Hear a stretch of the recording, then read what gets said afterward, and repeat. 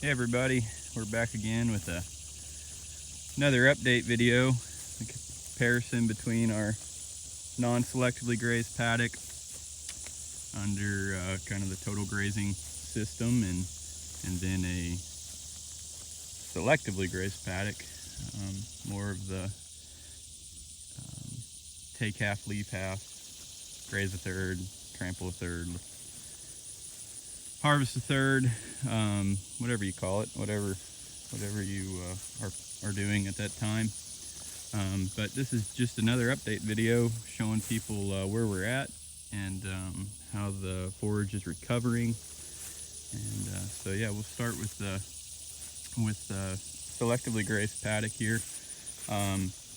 We've got a lot more Johnson grass showed up this week. I think it's been about 7 days since my last video, something like that. I think it was last Sunday, so maybe a few days over that. But anyway, yeah, so we got more Johnson grass coming up, starting to come through.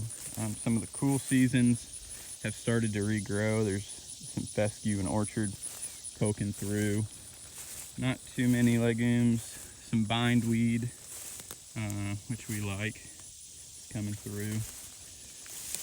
Let's see, some orchard grass. Let's see if I can, it's hard to see on camera, but you can see some of these cool seasons coming through. Yeah, so starting to regrow. Definitely a lot slower than our non-selectively grazed paddock, which you'll see here in just a minute. Something to keep in mind is, no matter how you're grazing or managing, the key to it as far as regeneration and moving forward in our operations is recovery time.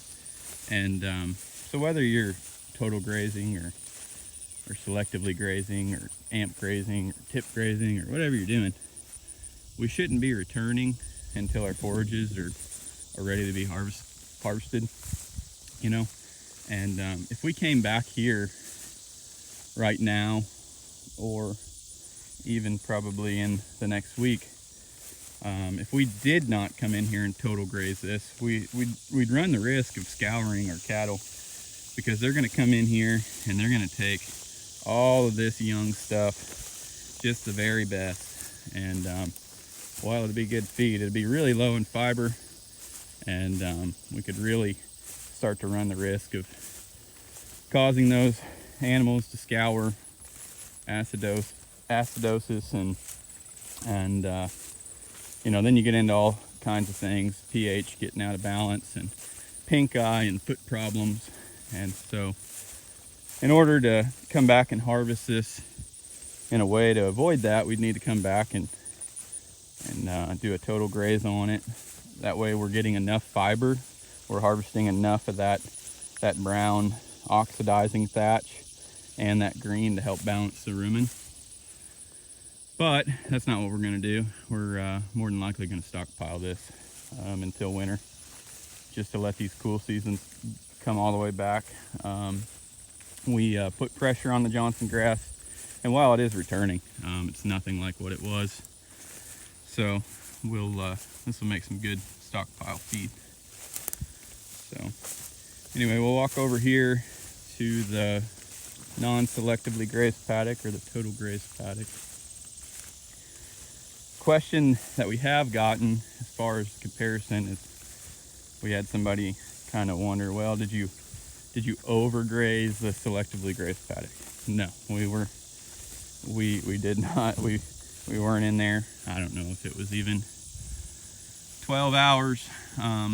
Yeah, it wasn't any time at all.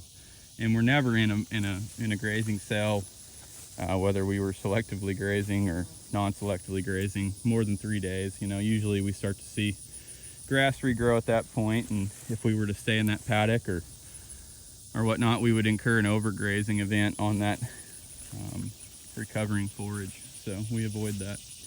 But here's the non-selectively grazed paddock. As you can see, Johnson grass is doing well. A lot of other warm seasons in here. We got a lot of crabgrass coming in. We've got a lot of some other stuff. I don't know what it is actually. We've got some different ideas on it, but I need to do some more research on that. Still quite a bit of fescue and orchard grass coming back.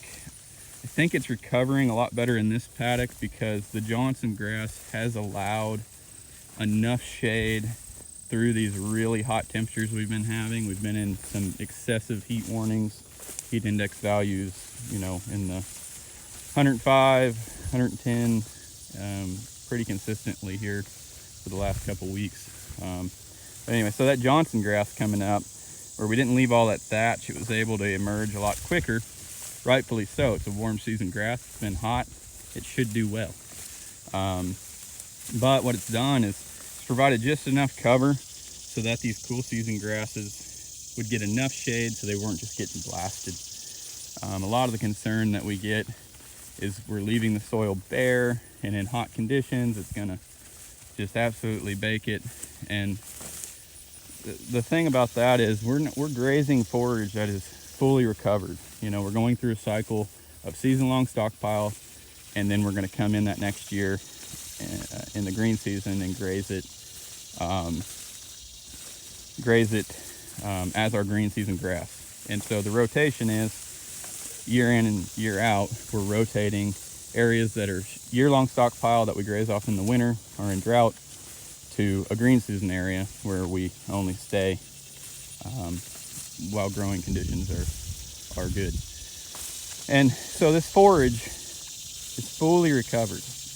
It has an excess of energy, and so when we come in here and we take it all, or at least take most of it, you know, 70+%, it's really ready to go. It is ready to shoot out new growth, and it's able to do that so quickly, even under low moisture conditions like we've been in, because we're not leaving a lot of stem behind.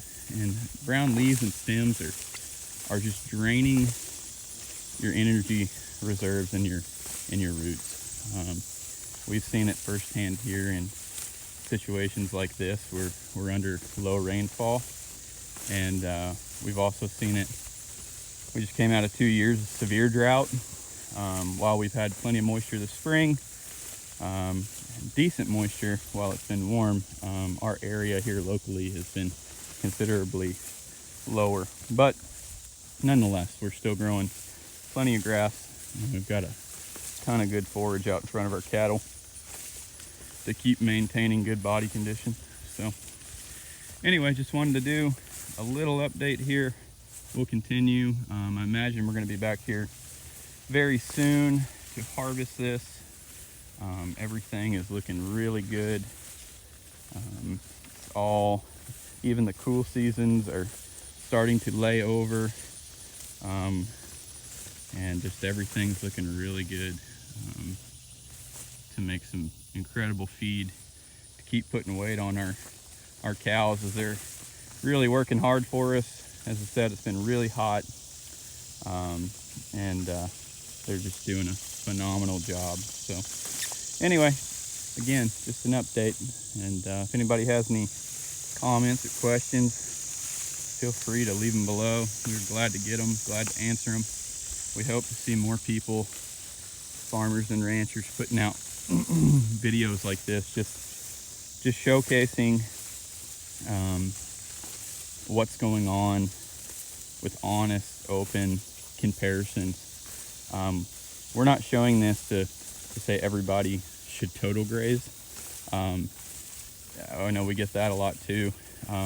You don't have to, but that's what we're doing. That's what is working for us, and so we want to share that with other people, because we've been in situations where our management just was not favorable to our conditions, and through other people and other management strategies, we have landed on this, and really fits our context. It really works with basic plant physiology, and we're just really glad to be able to share this with everybody. So you got any comments or questions, please leave them below. And thanks again. We'll see you later.